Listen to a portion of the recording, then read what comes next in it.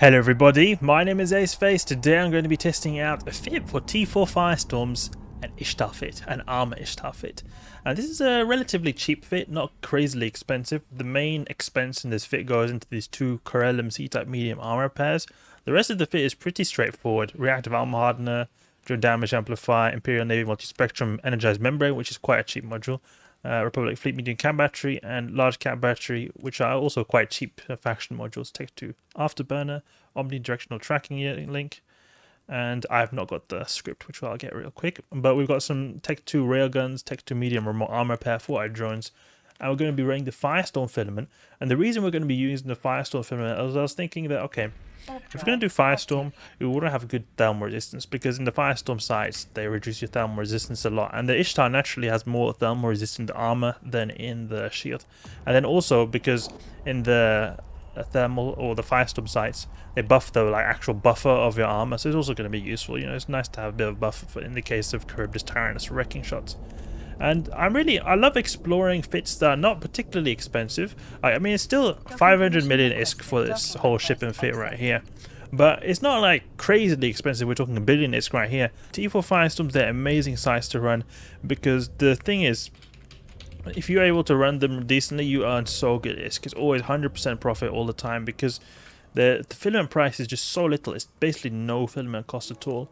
And being able to do them is just an amazing thing, because no filament means all the ISK you earn, it's 100% profit basically, and that's going to just naturally translate into so much ISK over time. Unlike, for example, the electrical sites or exotic sites, you spend like 5-10 million ISK per site, for example.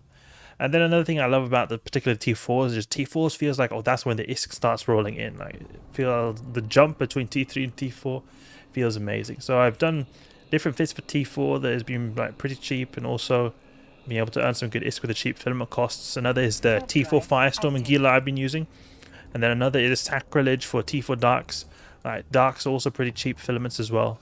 Works sort of the same way we're doing right here. So we're going to be testing out this ship, and I think it should turn out pretty well, because this ship has a pretty beastly tank, and then we got the reactive armor hardener, which is going to beast up even more. So like by default we have good tank, but then when the reactive armor hardener kicks in, we're going to have even more tank. So it's just going to be overall, I think, a pretty good time here.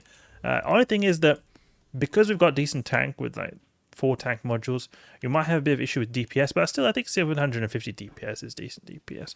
I've got these railguns here, there's like some complementary DPS. I'm just launching my drones here to be able to move them into a group right here. Let's see, DPS 2, and I'll move this into tanky and move these back here. Okay, and we'll leave these boosters for now. We'll use them if we need them. These are some cheap boosters you can use as well, and I mean, it's totally worth it. Total, I think, is they cost like 1.5 million. This one costs like 300k. This one costs like 1 million. Really good boosters. They increase your armor HP by a good degree, and they last an hour, so you can do multiple sites with using them. Okay, so this is a pretty difficult wave right here. The Kikimora wave, it might be a little bit spicy, so we just need to keep our awareness at maximum. We have to be on our toes. Okay, I'll go for these tangling Kikis. They do extreme DPS. That's just the main thing we have to keep in mind here. Extreme DPS. Go for this tangling Kiki over here, and we'll sort of try to keep at range, not let them charge into me too fast. I hope it goes well. Let's see now what have we got right here. Tungsten could be an option, since these guys are going to be at range. It's a long range ammunition. Okay, they're doing damage now. Good. Good. Okay, the ogres, they're applying really well, so that's great to see. This tracking speed script does help a bit as well, and they're also not particularly fast ships too. Move a little bit to the side. Oh, got the tracking speed increase as well, which is good for us. We'll track a bit better, but it's not a good representation of how good we will be like applying to these guys. And then also, I think that it'll make them apply really good. They'll get like lots of these nice shots, or not nice for us, but like nice for them. They'll get these like wrecking or penetrating shots. Now I think is where we charge in, because they've already engulfed us, so we'll go with the short range ammunition. We're going to be tanking really good. I think we should be tanking really good with the reactive armor hardener, beefing up our resist profile. The only issue is that we're in the thermal or the Firestorm site, which reduces thermal resist. These guys do a ton of thermal damage. Get a bit closer. I think we're out of range here. 70 kilometers on this railgun. Come on, Ishtar, you can do it. I mean, keep in mind, we're not overheating. We're not using any of the armor repairs. What is the resist profile? Oh, it's minus 50%, so they could be doing more damage as well. Kikimoras, they do naturally do a ton of damage, but I think it's pretty stable right now. One bad thing about this ship is that it has really low thermal explosive resist, and these guys do also explosive resist, so that is also contributing to them doing quite a bit of damage. We should probably switch ammunition type because they're quite far away. I'll go with tungsten. I'll go to the transfer conduit in the meantime. I'm taking a bit of damage, and that's where this remote armor repair comes into play. A remote armor repair on our little drones. We could have put a small one maybe, but I just thought there's one. I don't want to use too many slots so that I can like fully have all the high slots dedicated to guns and just have one slot. Make the most out of one slot basically. So that's why I went with the medium one. Otherwise it would be nice to go with a tech one, or not tech one but a small one, because a small one would like, it would be really a lot more lenient on our capacitor. And then they would, oh no, don't want to shoot that. It would also just fit overall better, but mainly the capacitor is what I'm thinking about for extended periods of time using the remote armor repair for. That's good, you know, you see you do a bit of remote repairing like that. It's pretty cool to see. It's a similar style I do on the Ikitus actually, where I just remote repair my drones. Get some nice hits now, come on. Okay, we don't need to remote repair anymore. We see our capacitor just being blapped right here. I'm using a second medium cat battery just due to fitting issues, but I think you could use dual Thurifier cat batteries if you wanted to go all out on the bling, but they're very expensive cat batteries. So instead I use this Republic Fleet large and a Republic Fleet medium. It's good to have two cat batteries because it provides really good like neutralizing resistances. That's why I opted in for the dual cat battery style right there. Let's go a bit closer. So that wave went down pretty easily. I mean, it did get a bit scary at times with the Kikimora doing a lot of damage, but we had the potential of overheating, we had the potential of using our boosters. Okay, and more Triglavian Menace, okay. Starving, these guys are the ones we want to go for first. And we've actually got our resists already like ramped up to the optimal damage type, so that's good to see. Like, what I mean by that is that we were facing Triglavians before, so we also have like our reactive armor hardener spooling up to the good resist profile of these guys because they can do the same damage type. Let's go to Caldari Navy. I think that's good. Go to Caldari Navy, getting real close. They're not shooting for some reason. I don't know why. Oh, now they're shooting. Okay. Some big volleys they landed right there. I wonder if our drones will take any damage. Doesn't seem like they're taking much damage. Ooh, you see that? Taking big hits. Wow, they're taking big hits right there. We need to use these boosters. We need to use them boosters and overheat. What is going on? Why are we taking so much damage from these guys? Whoa. What the heck is going on right here? Why is there so much damage? What's going on?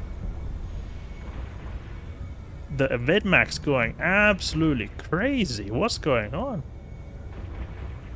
So much damage these guys are doing. And we're just in a minus 50% as well. Oh.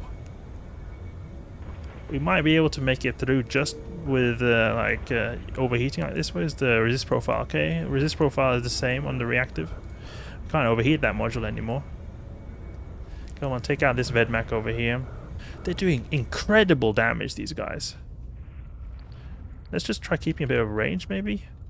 Maybe make the tracking of them a little bit worse. Penetrating shot. They're getting like perfect hits all the time. Stop with that overheating. I don't need that overheating anymore.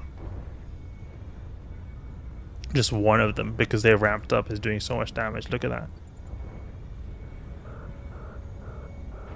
Yeah, the Firestorm and the Vedmax is no joke. They do a lot of damage.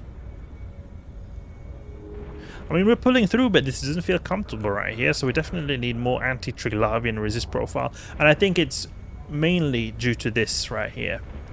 Explosive resist being so low. We do have decent armor repair rate, but I'm wondering if it might be better just to put an explosive rig right there.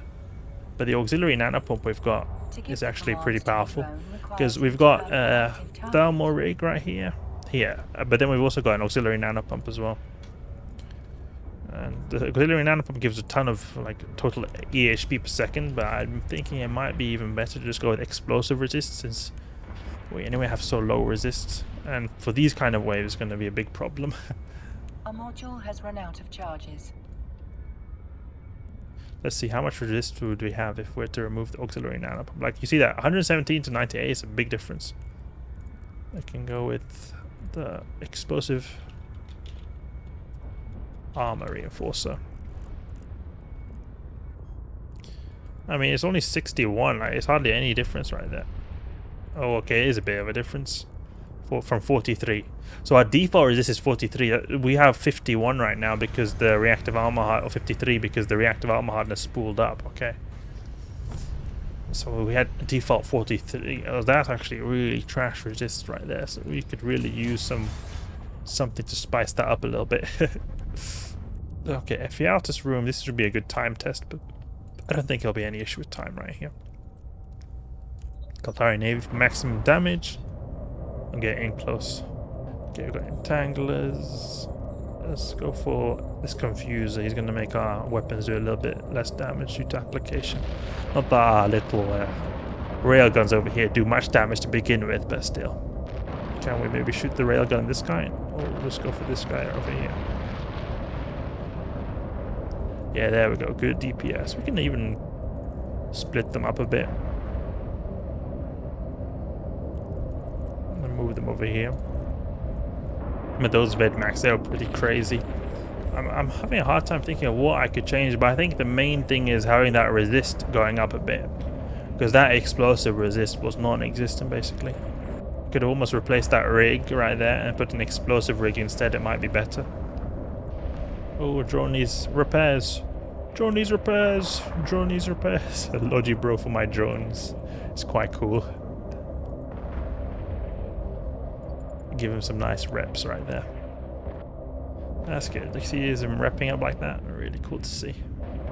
Now my drones can be on the field for an extended period of time, doing their vicious work against these sleeper cruisers. And we're using no implants, just those boosters right here from before. I'm just having these drones auto-aggress because there's so many drones. It's not like a Gila where I can just, there's two drones, I assign one to that target, I assign one to that target. It's quite annoying, so I'm letting them auto-aggress, and it seems to be working out pretty fine. They seem to be just going for whatever's closest. Oh, we should activate that reactive armor harden actually. We can do a check in Pifa right here, see what kind of resist we would get against Triglavian. So this is the fit right here. And if we're simulating the sight as if it was a Firestorm sight, so we can do Triglavian right here, like this. So we tank 390 DPS is actually pretty decent against Triglavian. We obviously need more. Obviously need more. I don't know what they want. They want like 500 DPS tank or something like that. Let's see now if we put explosive armor reinforcer. 392. I mean, it's hardly any difference. It's a very slight difference. I'm not sure. I think we just need more brute force tank, to be honest. More brute force tank, I think, is the name of the game right here. Okay, there we go. Did it in 12, just over 12 minutes, and that's pretty decent considering we're in the minus 50%, which makes everything go a little bit slow. It's nice to see, nice to see. Ishtar seemed to do alright, but needs better Triglavian tank. Needs to do better Triglavian tank. But otherwise, overall, the DPS was alright, considering we're using just 2 drone damage amplifiers, Tech 2 as well, and 3 of these railguns. It seems time, I think, is alright. It feels comfortable to me. Just tank. We need to fix that tank somehow. It's not turning out too well for us when it comes to Triglavians. I mean, the Kikamura was a bit spicy, but it was manageable. Vedmax though, oof, they showed no mercy. They're just constantly getting penetrating shots, like crazy. I don't know what was happening over there. They sort of got me into a corner where they could just do perfect application all the time. Not even any sort of normal hit, just constantly penetrating shot. It's just really, they were brutal, those Vedmax right there. So need to find a way to get more tank, but I think the Ishtar definitely has potential to be a relatively cheap T4 Abyss runner for Firestorms, and really an amazing filament to do if you're able to do it.